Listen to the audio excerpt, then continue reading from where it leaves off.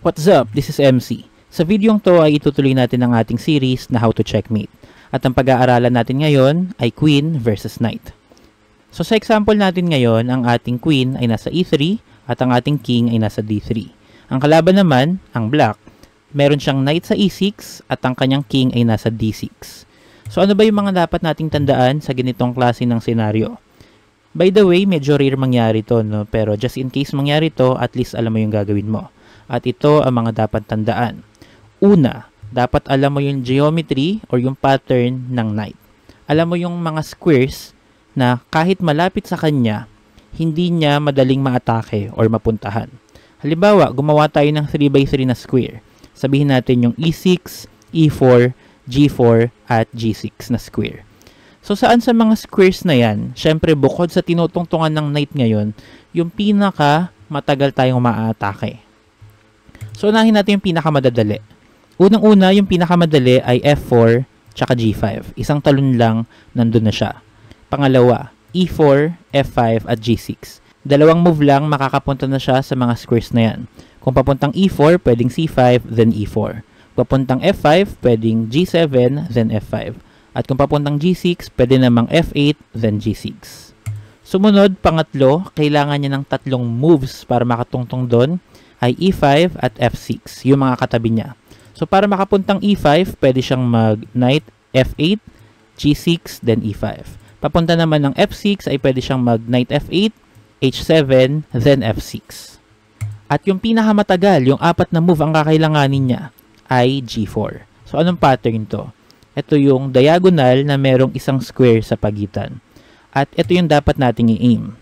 Kung tutungtong tayo sa mga squares na hindi tayo maaatake ng Knight, hindi mai-interrupt yung pag-checkmate natin sa kanya. So, matcha-checkmate natin siya ng mabilis at efficient. So, dapat tandaan nyo yung mga squares na yon, yung hindi tayo maaatake agad ng Knight. Doon tayo dapat tumungtong. Hindi man sa lahat ng pagkakataon, pero sa majority ng mga pagkakataon. Siyempre, bukod doon, alam nyo na yung iba, kailangan natin siyang dalhin sa gilid ng board or sa corner ng board kung saan natin siya mamatihin. Kailangan nating ilapit yung king at kailangan nating bawasan ng paunti-unti yung mga squares na pwede niyang puntahan. Yan naman yung general pattern sa pag-checkmate. So, anong unang dapat move natin dito? Tingin ko, hindi natin may improve yung queen natin na talagang masasabi natin na na-improve natin siya. Pero yung king natin, tingin ko ma-improve natin to. So, kung turn na ng black ngayon, very logical move, king d5. Mag-stay siya sa center. So, pag nasa gitna kasi siya, hindi agad siya mamamate. Pero dapat nating pigilan yon para mapupush na natin siya papunta sa gilid or corner ng board. Paano natin siya pipigilan? So, dapat ilapit natin yung king natin. Bawal tayo sa d4 kasi undercheck tayo ng knight doon. Sa e4 kaya? Pwede rin naman, kaya lang magkatapatan tayo sa knight. So, isang move niya lang, let's say knight to c5, undercheck na tayo. So, gagalaw na naman yung king. Mas matatagalan tayo ma-checkmate siya. So, dito dapat tayo ay mag-king c4. Dahil pattern yon na binanggit ko kanina, kung saan diagonal yung linya ng king at ng knight at merong isang square sa pagitan nila. So, let's play king to c4. Siya ay nag-knight to c7. Dito tingin ko pwede na nating ma-improve ang ating queen. Pwede tayo mag-queen c5 para ma-cut off na natin siya sa 5th rank at sa c-file. So, let's play queen c5.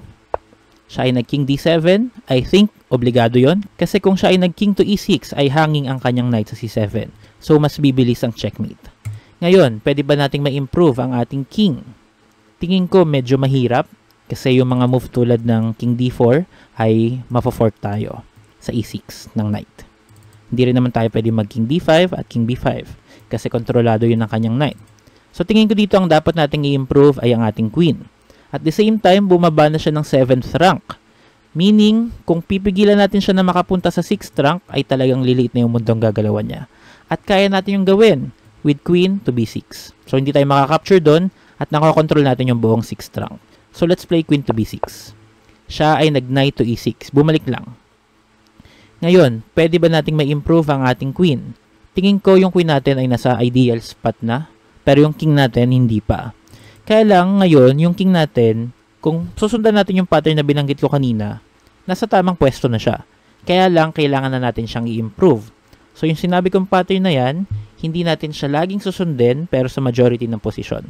Ngayon, pwede tayo mag king d5. pwede niya tayo ma-check with knight to c7 or pwede ring knight to f4. Pero most likely knight to c7 yan para hindi siya malayo sa king at hindi makakapture agad. At doon na natin sundin yung pattern. So pag nasa c7 na yung kanyang knight, tsaka tayo magpunta sa e5. So let's play king to d5, improving our king. Hindi natin sinusunod yung pattern agad, pero bumalik na nga yung knight sa c7 at ngayon natin sundin yung pattern, king to e5. At umatras yung knight sa e8. So wala kasi siyang ibang move talaga na hindi siya makakapture or hindi mapapabilis yung checkmate lalo. Tingin ko yan na yung best.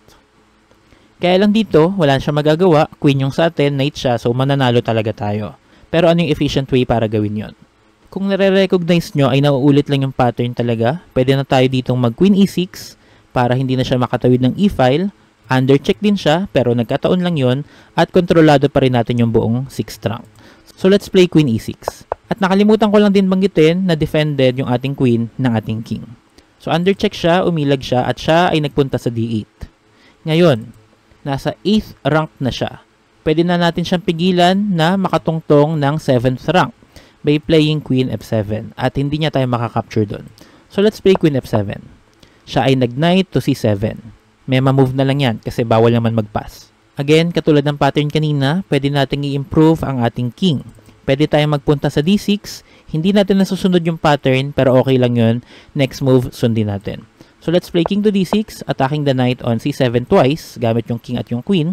Umilag yung knight, syempre, at nag-deliver ng check from b5. Knight to b5. Ngayon, anong dapat natin gawin? Kung pupunta tayo ng e6, ay baka i-check niya lang ulit tayo sa c7. Kung pupunta naman tayo ng c6, ay baka i-check niya tayo sa d4. So let's play king to c5. Dito sinacrifice niya na yung knight. Knight to d4. At libre yan, so capturing na natin. Siya ay nag-king to c8 kasi wala naman siyang choice. Bawal naman siya sa e8 at bawal siyang umakyat ng 7th rank. So, lapitan na natin yan. Katulad ng mga pattern natin sa mga naunang episodes. Kung hindi nyo pa napanood yun, ilalagay ko yung link sa description. So, let's play king to c5, king to b8, king to b6, and then king to e8. Surprisingly enough, sa posisyon na to ay merong 5 na posibleng mate in 1. So ano-ano yung mga yon? Queen to a7, queen to b7, queen to e8, queen to f8, queen to g8. Lahat yan checkmate. Pero pinaka-favorite ko yung harapan. Queen to a7, checkmate. At yan, hopefully nasundan nyo yung pattern natin. Pero kung hindi, ay panoorin nyo lang ulit yung video. Pwede nyo rin i-consider na mag-practice sa tulong ng mga engine. Ilatag nyo yan sa editor board at laruin. Makakatulong din kung lalagyan nyo ng time pressure dahil ganoon naman talaga ang laro ng chess. Meron talagang time. Ayan, hopefully ay may natutunan kayo sa videong to. Again, this is MC, always saying, think more often. Thanks for watching and see you in my other videos. Bye-bye.